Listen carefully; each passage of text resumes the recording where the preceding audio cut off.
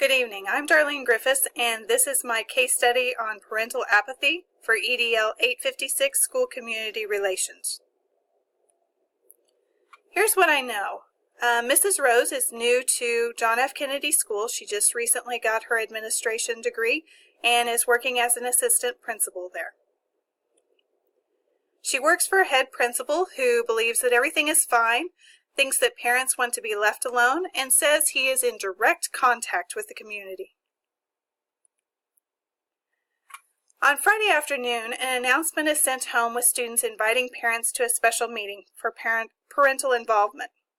The notice is, I assume, sent home in a backpack. It is a written notice, and it says that they'll meet a week from Monday.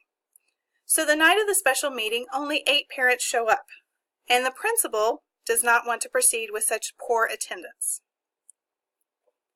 So what I need to know is, why is there no PTO or PTA organization? There was proof that there was parent groups in the past. What has happened to those people?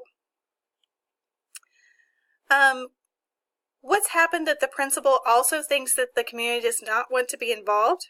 Do they really expect the educators to do all the work, or is that just his perception? And why was the cryptic announcement only sent out in one form to parents? Why was it only sent out as a written notice? And it was probably only sent out in English.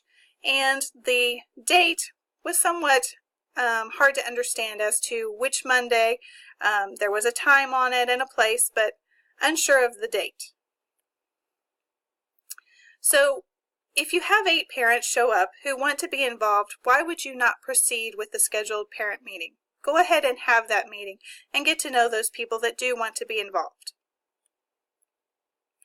So the problem I see is communication. It's very unclear, almost cryptic at times. The notices that are sent home might not be in the language that is spoken at home. There are low expectations from the school as to who can be involved in the school, whether parents can be involved or community members, and there seems to be a very low effort on the part of school to get people involved. So a plan of action. You would want to do some community research. Try to find out what has happened in the past that has discouraged people from being involved with the school. Begin with a listening campaign. Go to those places where people are and just listen to what they have to say. They'll tell you all about the school and the community if you just listen.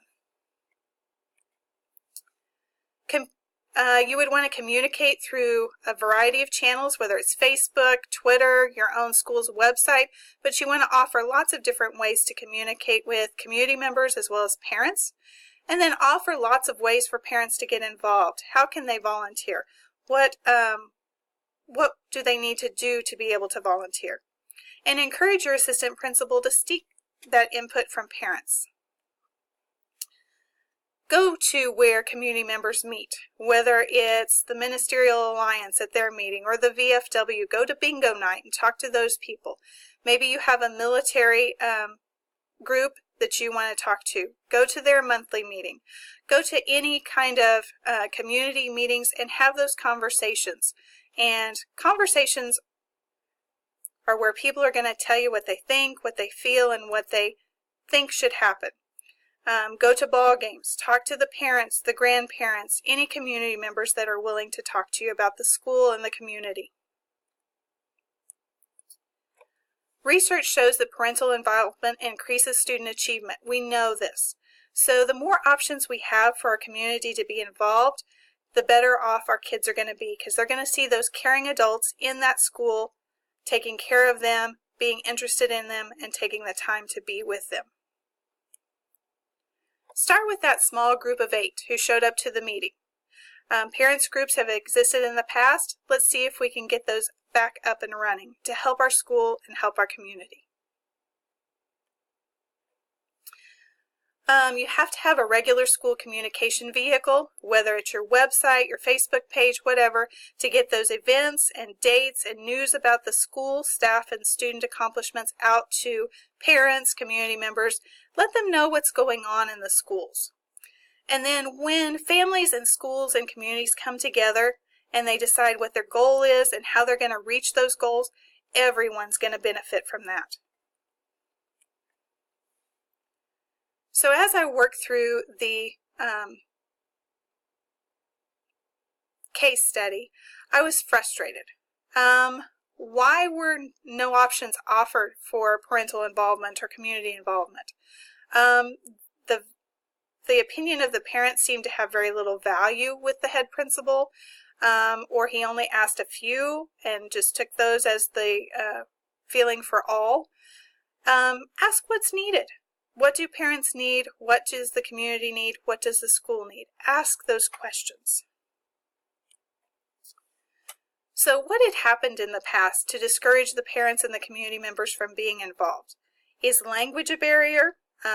Parents maybe don't know how to get involved. Maybe they just haven't been invited and they're waiting for an invitation. Like the letter that was sent home for the parent involvement meeting, the communication was vague, almost non-existent. So how would I collaborate with families and community members? Again, start with those 8 parents who showed up for the meeting. Have a conversation. Listen to their concerns and ask questions for clarification. Because strong relationships are based on trust and cooperation amongst the people of the school, the community, and parents. So once you've talked to those 8 parents who did show up, offer opportunities other than that night for further input. How can you follow up with their concerns or what needs to be done? Communicate through a variety of channels with those parents and community members, newspaper, local TV channel, radio. How are you going to get the word out to parents and community members about your school, how they can get involved, and what is available to them? Go to different organizations. Go to the coffee shop. Have morning coffee with those old men that sit in there and gab. They're going to tell you everything you need to know. In a diverse community, you have to maybe offer communication in a variety of languages. Maybe the majority of your student population when they go home speaks Spanish or Chinese. You need to offer communication in their native language so that parents know that they are welcomed and we want them to be involved and we want them to know what's going on. Maybe offer a homework night where teachers can teach parents how to help their students with homework. Open the buildings for computer use. Maybe it's an issue of there's not Wi-Fi or internet at home. Maybe they need the opportunity as a family to come in and use computers. Offer a meal. Food always brings in lots more people. Maybe offer a meal for parent-teacher conference night so that you can get more parents to come in and talk about what their expectations are and how they can get involved with the school. Offer public forum nights. Open it up. Say if you have an interest in the school or you have concerns or anything you want to share, come to our public forum and let's hear what you have to say. Offer technology nights. Maybe you have your students teach senior citizens how to use their smartphones. Or maybe you have students teach parents how to use that new iPad that they got for Christmas. Also, you could offer welcome baskets to new families that include information about the community, information about what's available to their students at the school, maybe some gift certificates or coupons for local businesses, but get them so that they know what's available in your community. And then to mobilize the community resources, you have to advertise. What are the needs of your school?